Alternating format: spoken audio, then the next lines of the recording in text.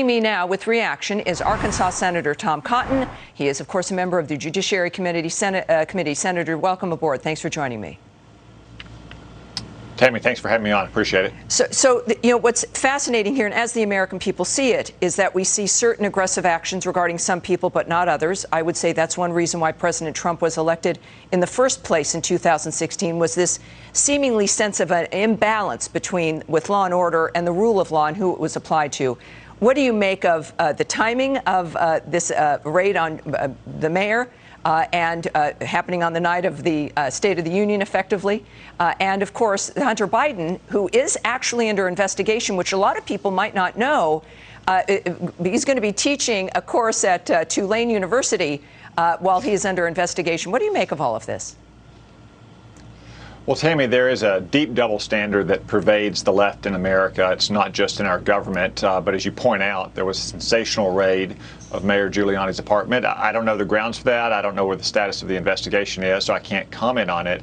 But Hunter Biden is under investigation, and that investigation should be pretty sprawling, whether it's lying to the Bureau of Alcohol, Tobacco, and Firearms on gun applications, or potentially working with foreign agents in Ukraine and China and other countries as well. But you're right, we haven't seen any high-profile raids of Hunter Biden's homes or offices or anything else.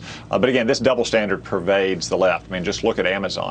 I sent a letter today to Jeff Bezos asking why they pulled a highly acclaimed documentary of Clarence Thomas during Black History Month from their streaming service, yet they were still offering for free documentaries about left-wing terrorists like the Weather Underground. Or just consider what happened today to Tim Scott. I mean, social media companies today allowed the left to smear Tim Scott after his outstanding speech last night as an Uncle Tim, attacking him for the color of his skin. That went on for hours today. How long do you think it would have taken Twitter to pull down those posts if it was about, say, Kamala Harris or Barack Obama? This is what concerns us, of course, because you've got big tech controlling the conversation in the country, making decisions that are racist. Right. This is a curated decision when it came to allowing that to run about Senator Scott for 11 hours. That this is part of the Democrat playbook. It's hand in hand when it comes to smearing, especially minorities who don't conform. But really anyone. Josh Hawley gets canceled, his book from Simon & Schuster. It tells the American people that you will be punished. But we are seeing, of course, I think we have a good history as the American people to not put up with this.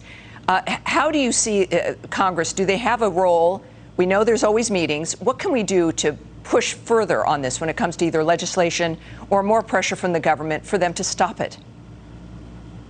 Well, Tammy, when it comes to Congress's role over the executive branch, we have to conduct oversight. If you recall from the Obama era, it was in part Congress's efforts that exposed the fact that the Obama IRS was targeting any group with the name Tea Party in its name for additional auditing and harassment. When it comes to some of these woke corporate CEOs, like the CEOs of Delta or Coca-Cola, anytime they start parroting left-wing lies like they did about Georgia's entirely sensible election law, we need to speak out. We can't roll over and we have to defend common sense principles against these left-wing mobs, whether they originate on social media or in the corporate boardroom. Yeah, see, and I think this is key because people are looking to know what the rhetoric can be, that they're not alone in thinking that this is awful, because that's the other message when they hear you, sir, when they hear other of their favorite people pushing back, that they're not alone, that there is a way to say no to this, that we can prevail as long as we don't surrender to their effort to silence us. And you're leading that, and I appreciate that, Senator. Thanks for joining me today.